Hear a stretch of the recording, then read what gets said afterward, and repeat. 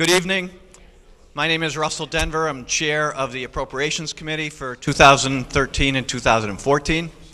Welcome to the annual town budget hearing. I will take you through a process that the Appropriations Committee uses to establish a recommended budget that will be acted on at the town meeting in May.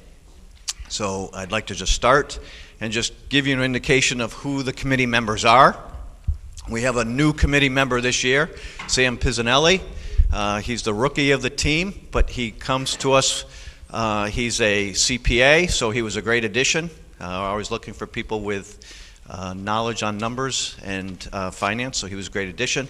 The longest serving members include Jim Broderick, who's been on for almost 20 years, Eric Madison for 8 years or so.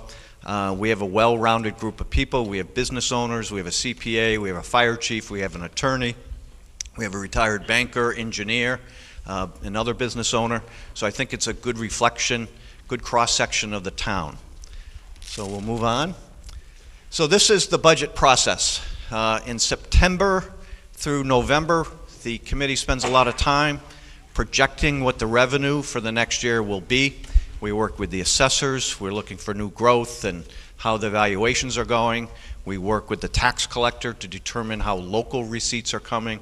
And then we obviously pay very close attention to Governor Patrick's recommended budget, which comes out in January, which reflects local aid numbers. And for those people who don't know, there are three primary financial resources for the town. The first is real estate taxes. The second is local aid, and the third is local receipts. The largest local receipts every year are motor vehicle excise taxes. So we then meet with the town departments and the boards and committees. This past year we did it on December 5th of 2013. And based upon our revenue projections, we advised the departments to come back with a recommended 1% increase, inclusive of any salary increases that they might have for their negotiated contracts. I am very, very happy to say that every single department complied. It wasn't the easiest thing for many departments, but they complied. You'll see a number a little later in the presentation. The budget grows more than 1% because there are fixed costs that the town really has no control over. Whether that number goes up or not. As an example, health insurance costs for active employees and retirees, a retirement number that the town contributes to the Hampden County Retirement Board, other things might be like utilities, things that we really have very little control over. So then, oh, thank you, Tom, for moving forward. So these are our assumptions. You can see real estate taxes will go up about $1.2 million. Local aid is an increase of about $66,000, which is the smallest number, smallest increase that I can remember in the 8 years that I've been on the committee. And we added about $37,000 additional amount into local receipts, specifically relating to an increase in motor vehicle excise taxes. So a couple of the exceptions to the 1%.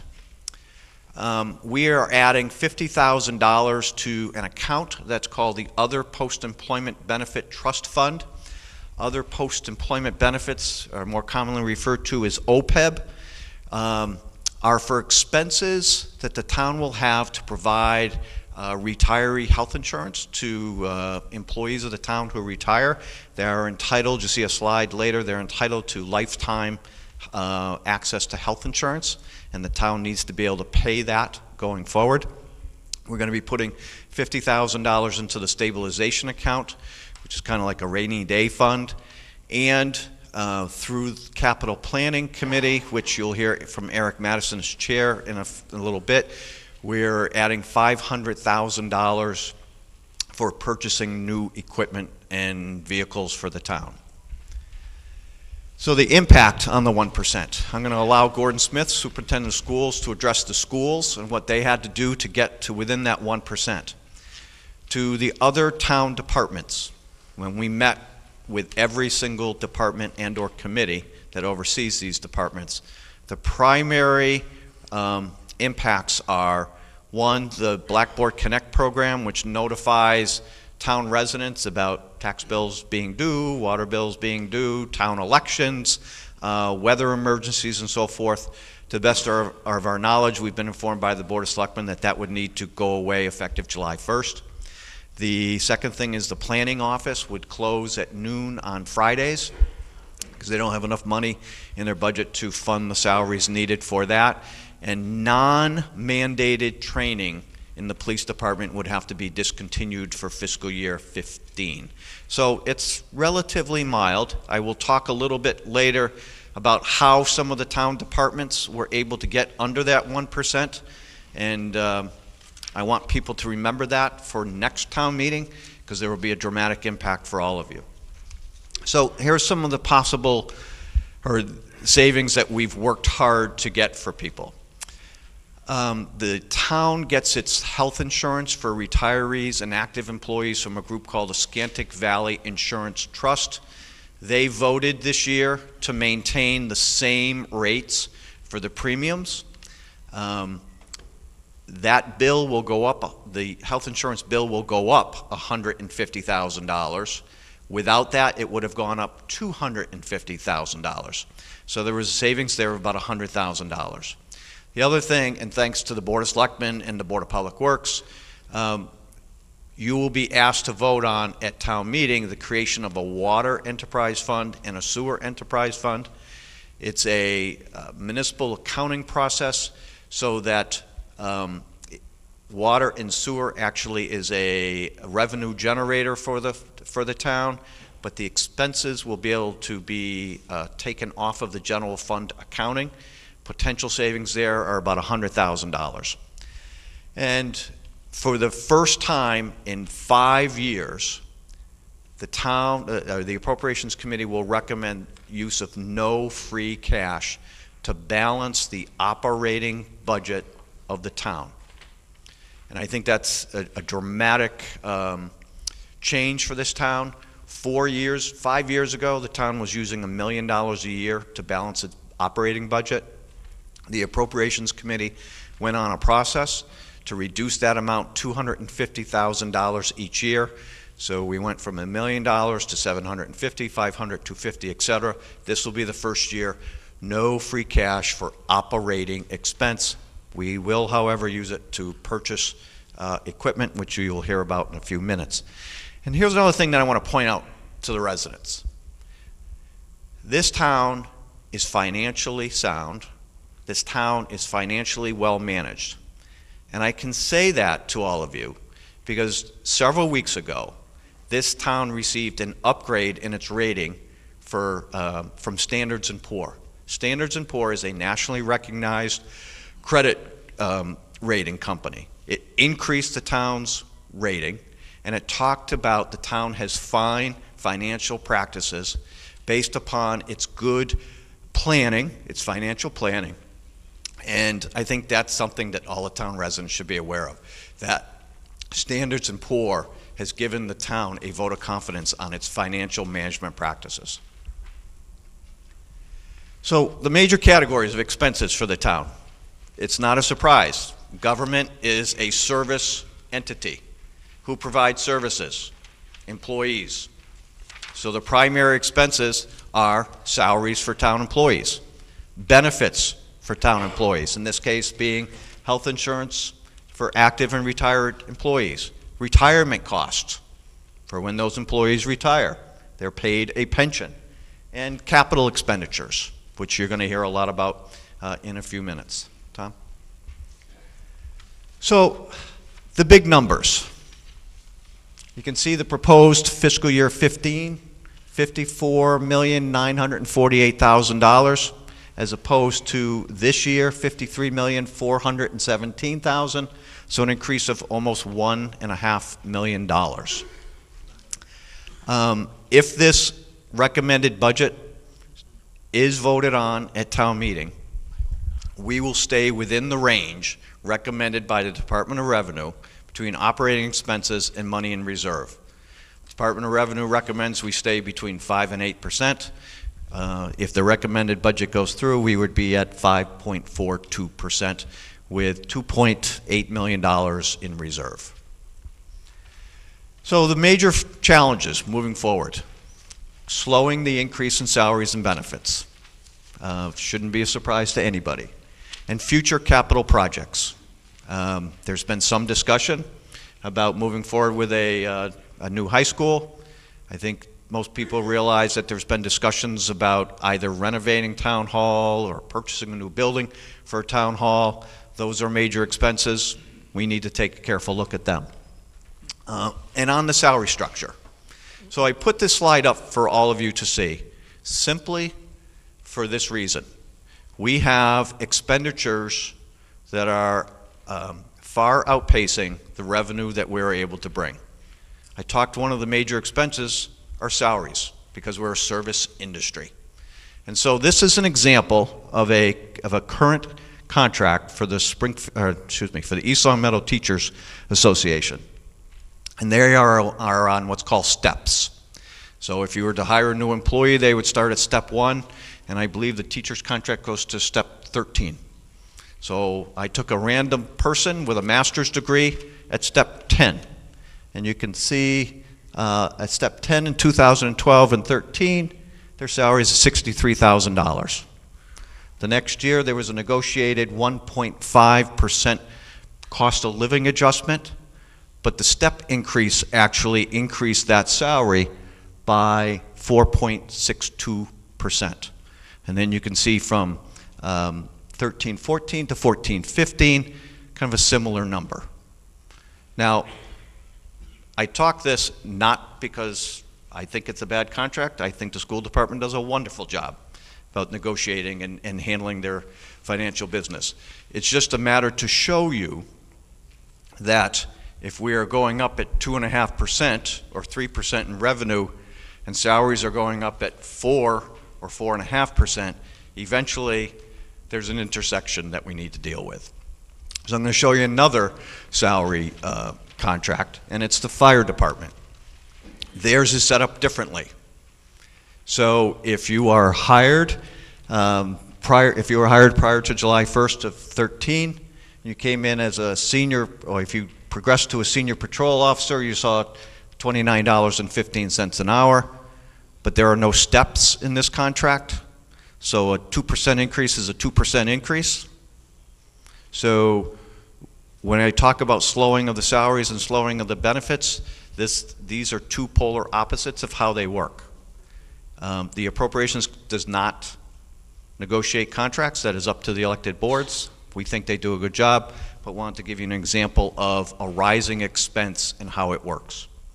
The next rising expense is to explain the OPEB cost that I talked about earlier. So some people call it legacy cost, others talk about other post-employment benefits. So this is to show you that when a town employee retires, the town is not done paying the expense associated with that employee. As an example, someone comes to work for the town at age 35.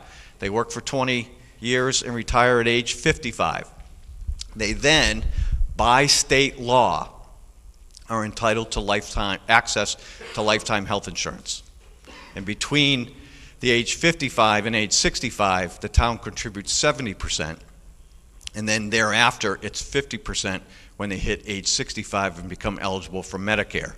So for that one employee, and if they live to age 75, the additional cost to the town in today's dollars for that one employee who is retired would be an additional $130,000. The town is not able to make these changes. The state needs to make these changes to provide some benefit for municipalities to control their cost. So I want to wrap this up and say that the Appropriations Committee has been extremely conservative. I want to thank and applaud all the departments, specifically for keeping the 1%, working with the appropriations to get to that 1%. It's a very skinny budget, as we like to say. I will take questions after the entire presentation. So you can't raise and appropriate money, and you can't have a budget without the revenue. So we would like to take this opportunity to invite Christine Soldner from the Board of Assessors to come up and explain to the people in the audience and people on LCAT how the tax rate for the town is established each and every year. Christine?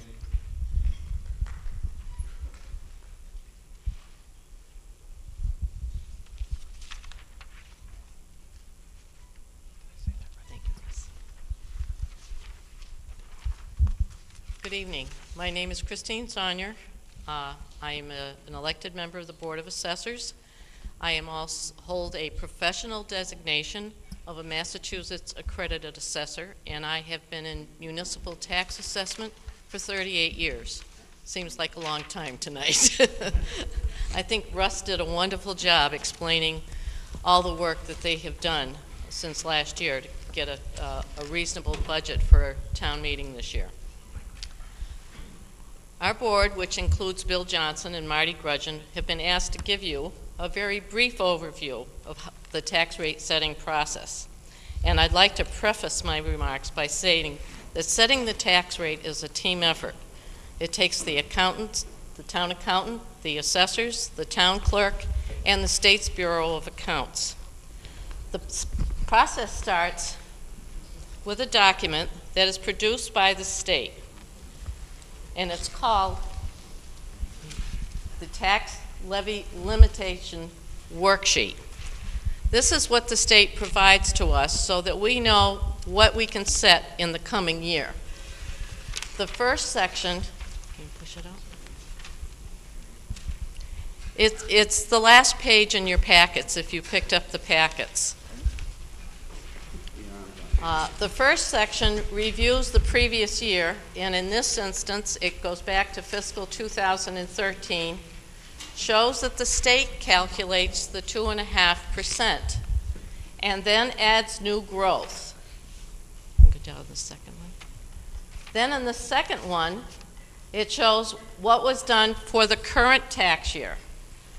The previous year's levy limit plus 2.5%, which amounts to $849,000, and the new growth, and then we get a subtotal of $35,235,798, which is what the town can raise under 2.5.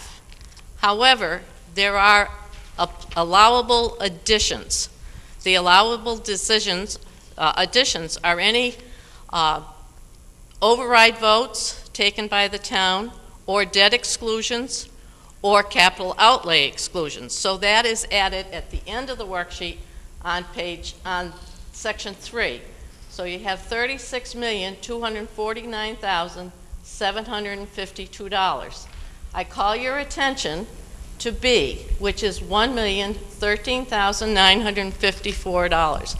Those are debt exclusions that the town taxpayers have approved since 1998.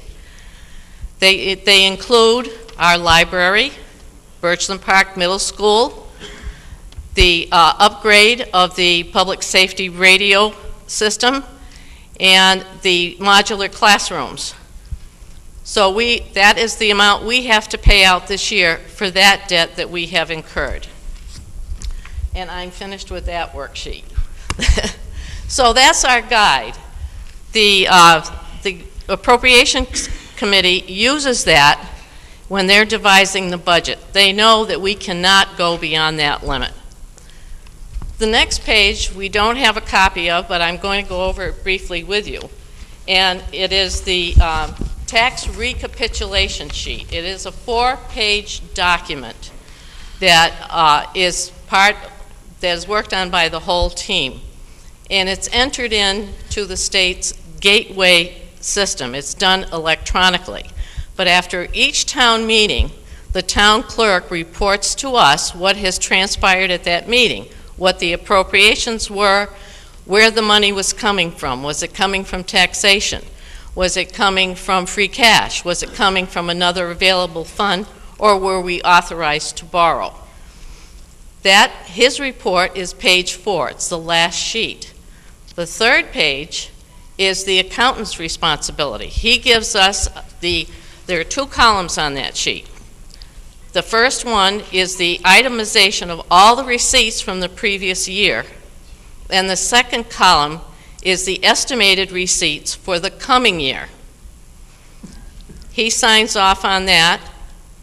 We go to page 2. Page 2 is a compilation of everything that has transpired, but there are other additions to that. There are the cherry sheet monies that shows up as local aid and also as state assessments against the town are there. Any free cash that's been appropriated is there. Massachusetts school building assistance is there. The overlay account, which helps out our elderly, our veterans, and our blind, is also there so that we can grant exceptions to help people stay in their homes. All of this comes down to a bottom line on page 2 that says, this is what you need to collect in taxes. So we check it against the levy limit. Once it's checked against the levy limit, the first page is the responsibility of the assessors. We list the valuations for each class of property, and then we list their percentage of the levy. And basically, we take what needs to be raised in taxes and we divide it by the total valuation of the town. This has to be submitted to the Bureau of Accounts. Now, as we enter this data, it is monitored and audited by the Bureau of Accounts. Believe me, if they see something they don't like, they contact us. Our local representative, who is in the Springfield office, contacts us. So the one thing I want to assure you people is that everything to do with the tax rate process is done by the letter of the law, and it's governed by Massachusetts general laws. And we have to do that. If we didn't do it, the tax rate wouldn't be approved and the tax bills would not go out. And we've heard a lot of questions in our office these past few months after the tax bills went out, and questioning why did the taxes go up so much this year? Well, in essence, the town, our levy limit was $36,249,752. I hate to talk numbers because people kind of zone out with that. But this year, the town came really close to that limit. The margin was so narrow, $1,937 is the only wiggle room we had to stay within the levy limit. Now, here are some of the reasons why I think, and we've discussed it, why the tax rate did go up. Because our values went down by $4 million. It wasn't the valuations. Town meeting in 2013, all of them combined, voted almost 2.7 million more than the previous year. There was a snow and ice deficit that had to be raised of 200,000. Our estimated local receipts were down because of the economy, 1.2 million. And a special town meeting where we had fostered an article to appropriate 500,000 free cash for the purpose of reducing the tax rate was withdrawn when the monies were voted on for other petition projects. The bottom line is that the town had to raise $3,207,000 more in taxes for this year. I can't think of a better reason to encourage taxpayers to attend town meeting and participate in how the money is spent. You, the taxpayer, needs to do your part to keep your tax rate down. If the money is spent at town meetings, you realistically have to expect that your tax bill will go up. And I'd like to reiterate, the tax rate setting process for East Longmeadow has followed the letter of the law. The state oversight of demands it. We, the financial team, can only work with the figures that come from local aid, the monies voted at town meeting, and our locally collected receipts. I hope this overview helps you with your perception of how the tax rate is set. Thank you for your attention.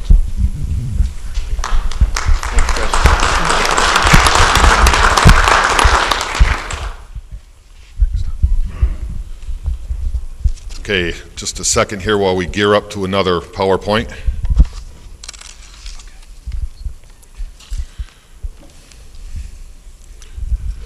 All right, good evening. My name's Eric Madison. I'm a member of the Appropriations Committee, but this year I've also chaired the Capital Planning Committee. The Capital Planning Committee is comprised of several members, myself as the chairman.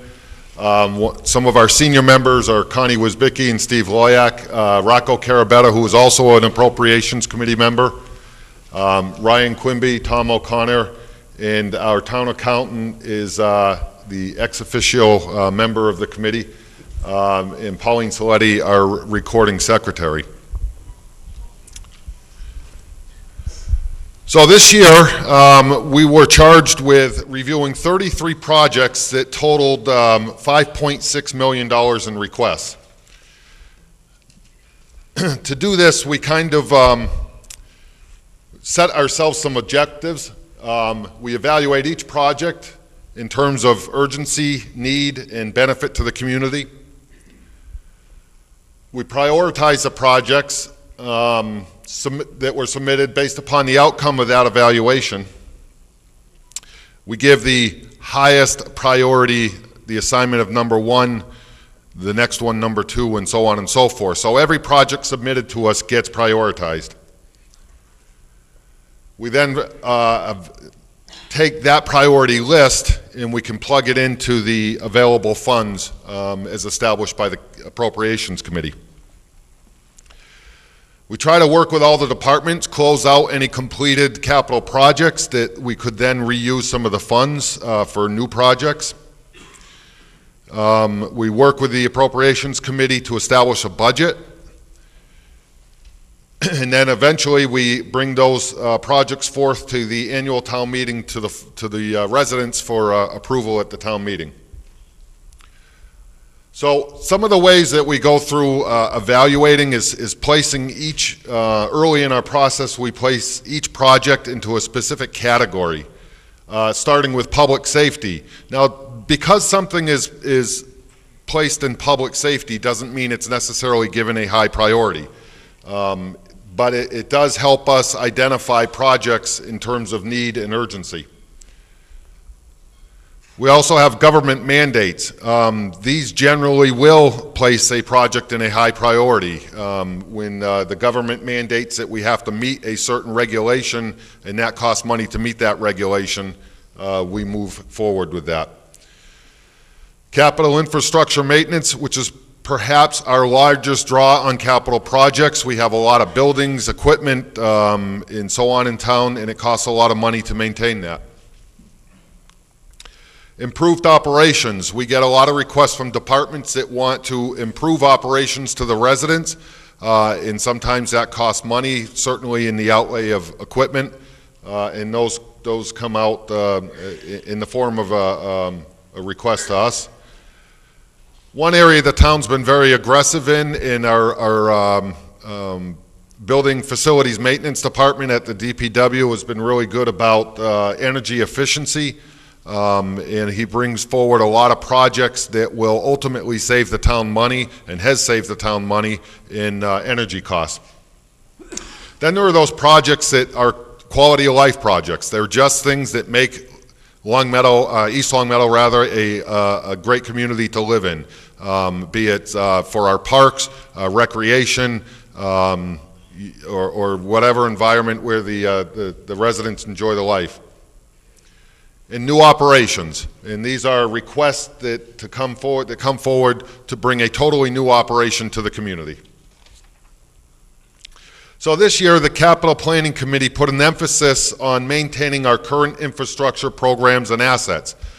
We did this because of limited funding, quite frankly, that we felt the limited resources that we had were best suited to go toward maintaining our current infrastructure rather than creating new infrastructure. Again, we prioritized through the need, urgency, and the benefit to the community. Go ahead, Tom.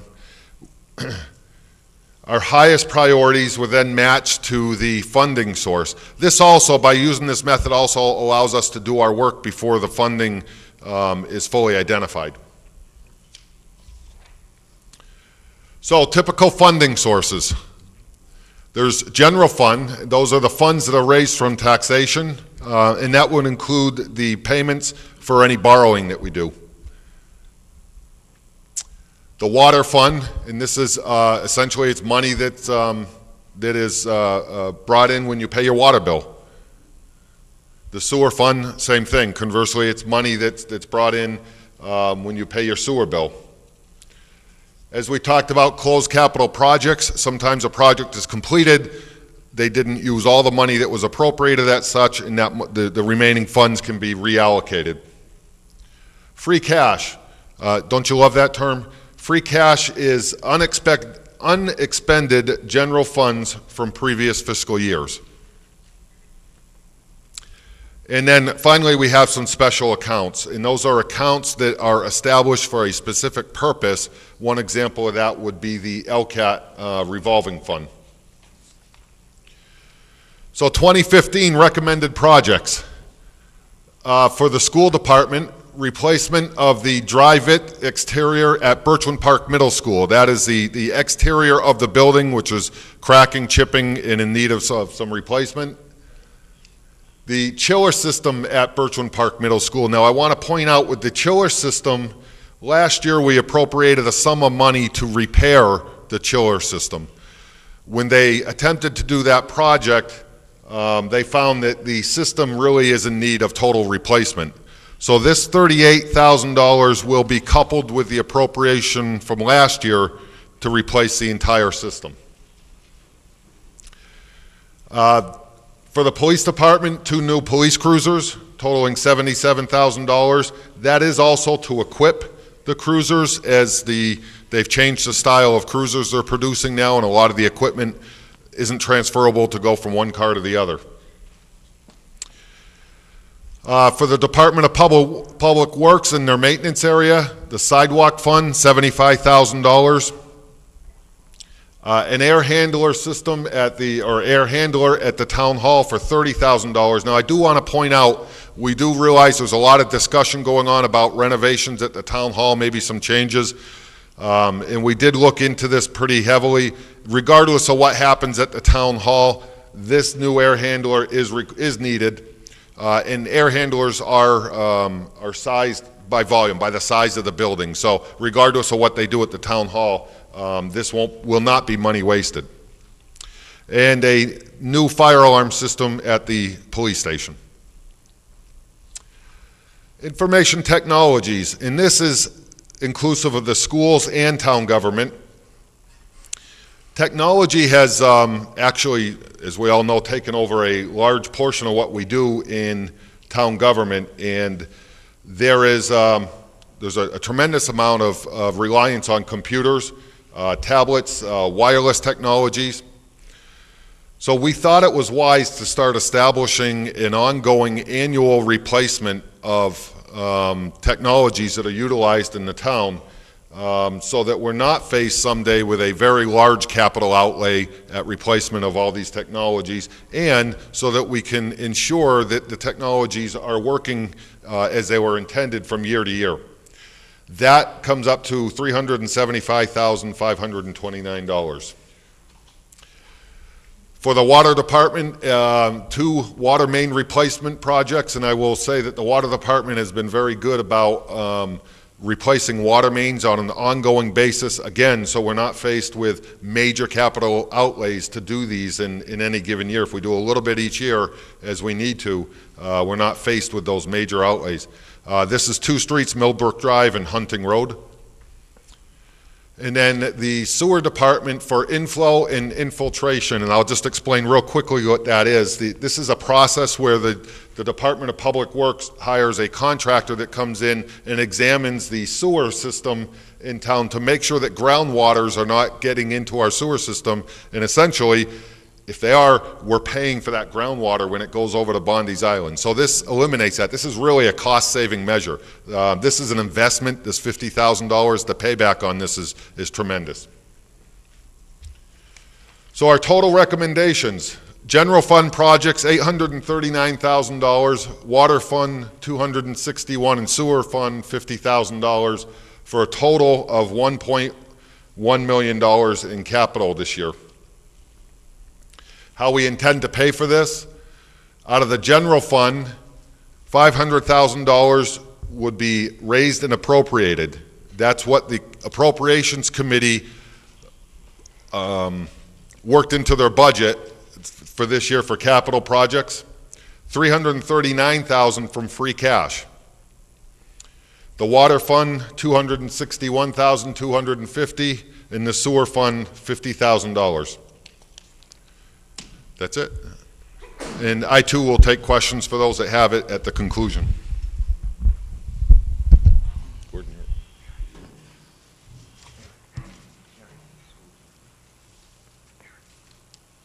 Just take me a moment to get our slides up on the screen. Let's see, maybe try that one. Right here. Yep. And then just go slideshow. Thank you.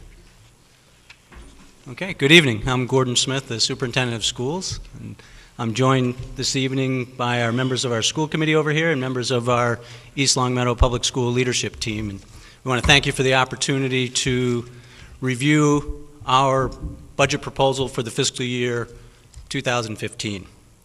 And as we begin any budget development process, it's always a time where we want to refocus on what is our mission and how do we serve the 2,900 students in the East Longmeadow Public Schools. And a lot of that work actually was done through our recently completed master plan for our facilities and our visioning workshop, in which many people in this room attended last spring right around this time. And it focused us in on making sure that through grades K through 12, that as our students are progressing through those grades, that we're preparing them to be college and career ready, that they have those skills to go out and either head into higher education or head into the job market.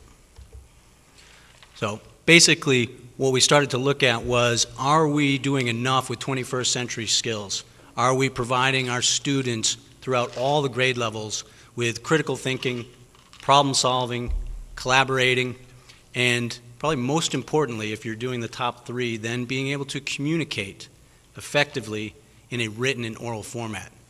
And we looked across the district, and as we continue to transition to the Common Core state standards, we're making sure we build these opportunities to develop and master these skills at all grade levels.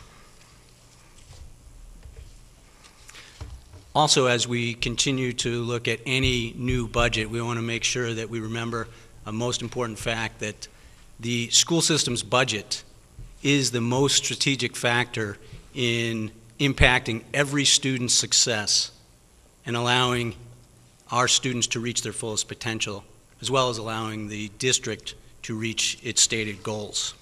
That's something we never want to lose sight of. And the town has always been a partner with us in this, and they continue to be a partner in that mission in supporting all of our students. As you see behind me, throughout the last 6 years, the percentage increase to the school department budget has ranged from anywhere from 0.7 to 4.1. And for the fiscal year 2015, the school committee is looking at meeting that budget parameter of increasing their fiscal year 2014 budget by 1%. But obviously it takes investment to continue the success. And we've had some great success. These are just some of the statistics as we look as our students reach the high school and graduation age. We have 90% of our class going on to higher education. We've increased the opportunity for all our students throughout the district to take honors and advanced placement offerings. Our graduation rate, and we're particularly proud of this, has increased to 98.5% of our students graduating in 4 years. And our dropout rate, also something we're very proud of, has reduced to 0.3%. So our students are supported, and they're remaining to finish and get their degree.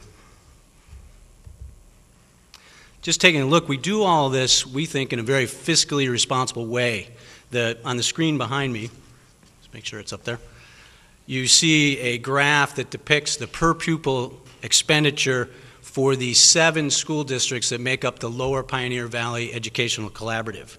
The dotted line up top is actually the state average for per pupil expenditure, and the solid red, a little bit thicker line is East Long Meadow. So we're relatively in the middle, or just a little bit to the lower middle, if you will, of the 7 school districts that make up the Lower Pioneer Valley Educational Collaborative. And those districts are Agawam, Hamden-Wilbraham, Longmeadow, Ludlow, Southwick, Tolland, Granville, West Springfield, and of course, East Longmeadow. So we think we're not only achieving success and supporting our students, we're certainly doing it in a fiscally responsible way. So what does that mean as we approached and started to outline our budget for fiscal year 2015?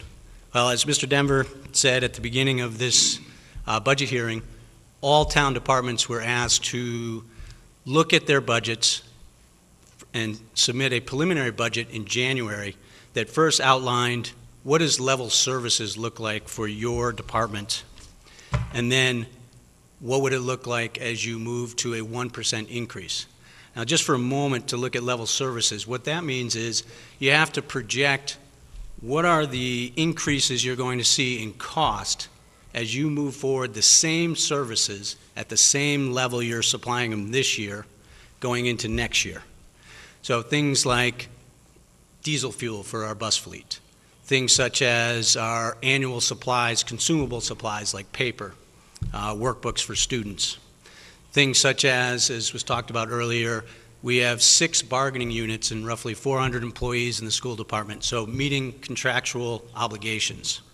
Those things are projected in terms of level services. What will the increased cost be to bring the same level of service into the next year? And for the school department, that's roughly a 2.6% increase, or $717,580 over this fiscal year's budget. As you move to a 1% increase, that would be a $271,465 increase on our current year's budget of $27,146,500. So the difference between the two is $446,115. So then, working with appropriations, working with the school committee, working with our leadership team, we spent basically January until now figuring out how do we reduce by $446,115. And the school committee has voted to move forward a budget that meets that 1% parameter. And so through a lot of diligent work, we started to look at how do we get at that large sum of money. All of the meetings, all of the discussions, all of the work, we kept an overarching focus, if you will. Any reduction that we make, we want to make sure has the least amount of impact on our programming and the core instruction that touches every student in every classroom every day. So we kept that in mind as we discussed this and looked at decisions around reductions from January until now. So first part, we're looking at areas where, okay, where are we not impacting our students and the core instruction? So we looked at a credit from the Lower Pioneer Valley Educational Collaborative. We're going to make sure we cash that in. Then we started to look at our transportation assessment. The Lower Pioneer Valley Educational Collaborative provides special education transportation for East Longmeadow students going out to out-of-district placements. And in March of this year, we realized that that assessment is coming down quite considerably. We're sending fewer students out to out-of-district placements, and so our assessment for transportation is coming down. So that was a good thing. We also had an unexpected benefit from the Lower Pioneer Valley Educational Collaborative when the state stepped in early March and mandated that they redo their budget, which they had finished in late February, and assess the 7-member school districts differently. They no longer could assess on a running 3-year average. They had to assess the school districts on a as-used and yearly basis. So the programs we use, we get charged for. No longer will we be charged on a running 3-year average. For East Long Meadow, for this next school year, that's a good thing. There's a substantial savings there going to that type of assessment program. So looking at those 3 items, we were able to reduce by about $193,000. Then we started to look at what are we doing internally? Where can we start to reduce costs internally? And we looked at our contracted services, and we think that we can make a decent reduction in our contracted services. It's a little bit of a gamble when you do this, similar to assessing a school district annually. There's always a risk during any given school year that new needs are identified, and what you thought was going to be a savings could now become a substantial cost. But we think we can reduce our special education contracted services. We do know that one of our tuitions is going to be substantially reduced because there was a student transfer. That's an out-of-district placement. And we're going to eliminate the district newsletter that we deliver through the reminder. Again, as we look at these things, we're trying to have the least amount of impact on the core instruction, what we do with all of our students on a daily basis. So looking at these reductions, we were able to come up with about another $73,800 for a running total of $266,800. The unfortunate thing, even with some of the benefits that we saw in March coming from state mandates, is that we didn't reach, doing these things, the $446,000. So now in a department that is predominantly made up of human beings, that's our chief resource, it's our human resources, we had to start looking at positions in programming. So in order to continue to meet that 1% parameter, these were the positions and the programs that will be impacted next year. At the elementary level, we will reduce by 1 teacher. It will most likely be at the 3rd grade level, where enrollment is lower than at the 4th or 5th grade level. We will eliminate the gifted and talented position at the middle school. However, the gifted and talented program will stay intact kindergarten through grade 5. The middle school program is predominantly a pull-out program, meaning students are being pulled out of their mainstream classes to participate in gifted and talented programming. At the elementary level, it's a push-in and pull-out program, so it actually touches all students in those grade levels. We will eliminate 2 paraprofessional positions, and we will eliminate a 0.5 FTE custodial position, which will actually become a full FTE reduction in FY 2016.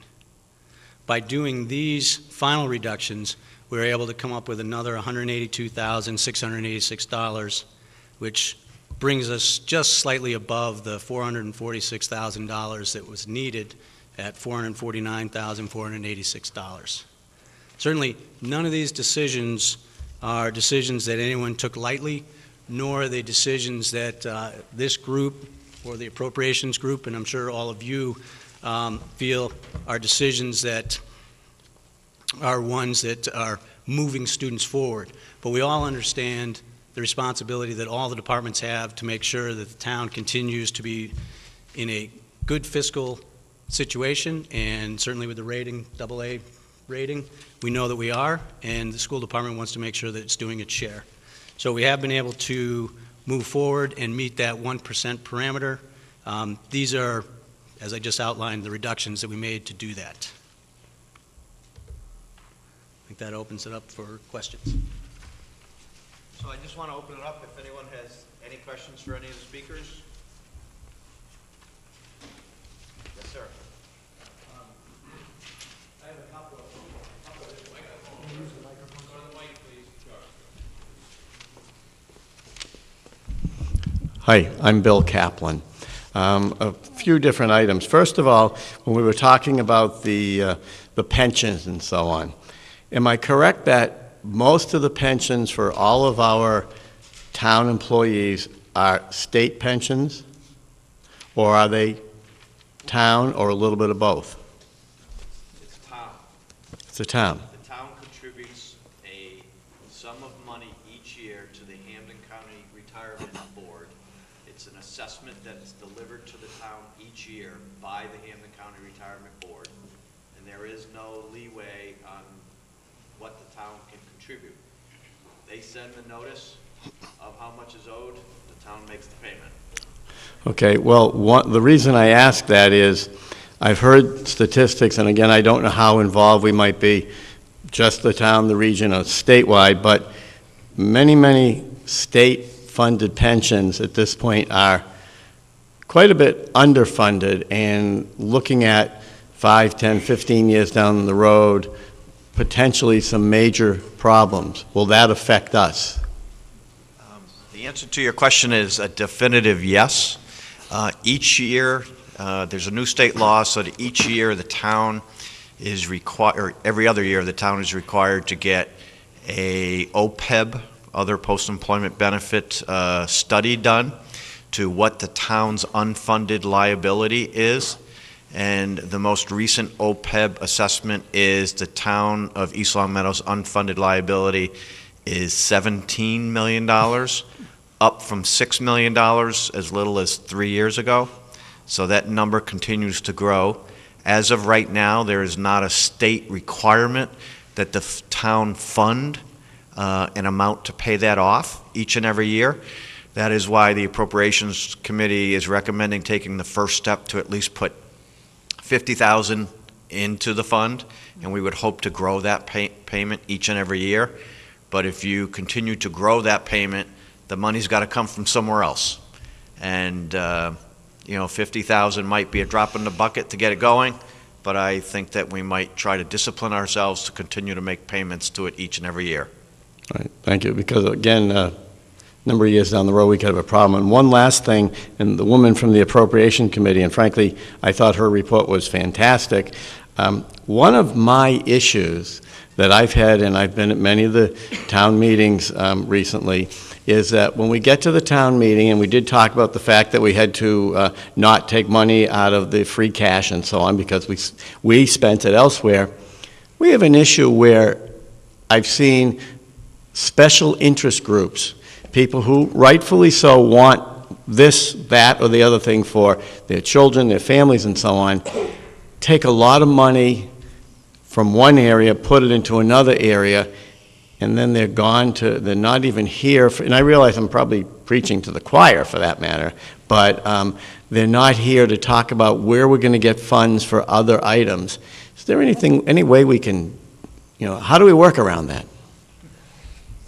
I think Christine mentioned that it really is the obligation of the townspeople to come to town meeting and to hear how their money is spent, and if they don't agree with what you refer to as special interests, then they should stand up and vote their pocketbook.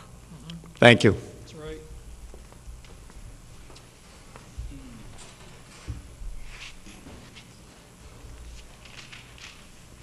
I'm Bob Hildreth. I'm a member of the senior minority forgotten people. I wondered if the things have changed in town in the balance between young families and senior citizens on fixed income. I say this in relationship to the amount of taxes that we have to pay on a fixed income, as these taxes go up every year and our fixed income stays pretty level at best. Now, I say this only because the population of the town seems to be moving out. I wondered who is moving out. Are young families moving out, or are senior citizens moving out? If their senior citizens are moving out, are young families moving in? As they're moving in, they have young families. They go into the school system. 52% or something like that of our budget is for education. I have no objections to the education level of our schools. I'm very proud of it. But I am concerned about the senior citizens who want to stay in our town but find it necessary to move out of town, to find a different way. Look at the number of senior citizen housing that has gone up, producing, in a sense, no income for property value, as we do with a single home. It's a concern for senior citizens. I just thought I'd bring it up so that the different committees can look at that and say, is there something we can do to recognize the challenge of keeping senior citizens in their private homes in town? It is our want, it's our need, we don't want to give it up. Thank you.